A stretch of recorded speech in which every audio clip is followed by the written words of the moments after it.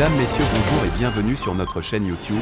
Ici nous vous donnons la clé, alors si vous êtes nouveau, abonnez-vous et cliquez sur la cloche de notification pour ne plus rien manquer. Cela fait, on peut commencer. Mali, Guinée et Burkina Faso. Branle-bas des concertations en attendant le 3 juillet.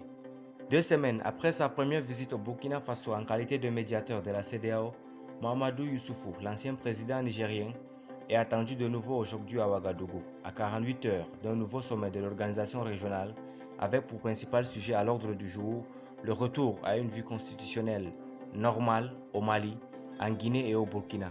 Mahamadou Issoufou a besoin de mettre de l'ordre dans ses notes par rapport à son rapport au chef d'État. Outre le médiateur de la CEDEAO, les autorités burkinabées sont aussi en état de veille pour répondre à l'exigence de l'organisation régionale d'avoir un calendrier électoral pour sortir de la transition. Mercredi dernier, le Premier ministre Albert Ouedraogo s'est essayé à un exercice oral pour informer la classe politique du projet d'agenda électoral que le gouvernement burkinabé va bientôt présenter au médiateur Mahamadou Issoufou avant le sommet d'Accra du 3 juillet. Le moins qu'on puisse dire de ce projet électoral, c'est que le gouvernement de Paul-Henri Damiba n'a pas changé d'un iota sa volonté de conduire une transition de 36 mois. En effet, devant un parterre de principaux leaders politiques du Burkina, le Premier ministre Albert Ouedraogo a indiqué, pour citer, les dates les plus importantes qu'un référendum constitutionnel était prévu en décembre 2024 et le premier tour élection présidentielle le 25 février 2025. Le président Damiba, son gouvernement et les experts qui avaient été commis pour concevoir un calendrier électoral ont-ils maintenu la barre haut pour la fin de la transition afin d'avoir une marge de négociation avec la CEDEAO?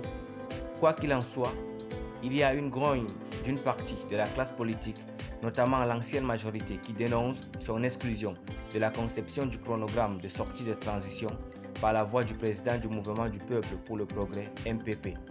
Elle fustige la rencontre d'information du gouvernement avec la classe politique, la qualifiant de spectacle pour faire plaisir à la CEDEAO. Faire plaisir à la CEDEAO, le mot est lâché car l'épée de Damoclès d'une aggravation des sanctions de l'organisation régionale est toujours suspendue sur le Burkina. Faire plaisir à la CEDEAO, peut-être bien qu'à Bamako, Assimi Goïta et ses partisans jouent la même carte car eux ont enfin donné une lisibilité sur un chronogramme électoral pour sortir de la transition. En effet, à une semaine du prochain sommet extraordinaire de la CEDEAO, les autorités maliennes ont annoncé l'adoption d'une nouvelle constitution en mars 2023 et l'élection présidentielle en février 2024. Cet agenda électoral est-il à même d'amadouer les chefs d'État de la CEDEAO pour qu'ils allègent les sanctions qui pèsent sur le Mali? On attend de voir. À Conakry, la junte au pouvoir, elle aussi, attend de voir si la CEDEAO se satisfera de son calendrier électoral qui prévoit la fin de la transition dans 36 mois. En tout cas, elle a déjà appelé les autorités guinéennes à recevoir leurs copies et il se susure à Conakry que le pouvoir, après avoir récusé le médiateur de la CEDEAO, Mohamed Ibn Chambaz, marche sur 2 œufs pour éviter l'aggravation des sanctions contre la Guinée.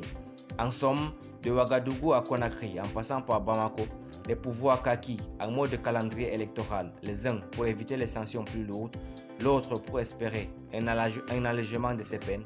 Comme quoi, les fruits de la presse de l'organisation régionale mûrissent lentement mais sûrement. Alors, le mode calendrier électoral activé dans ces capitales allumera-t-il des boutons verts au sommet d'Accra? Merci pour votre aimable attention. Si vous êtes nouveau, n'oubliez pas de cliquer sur la cloche de notification et de vous abonner à la chaîne. Merci, à très bientôt pour une nouvelle vidéo.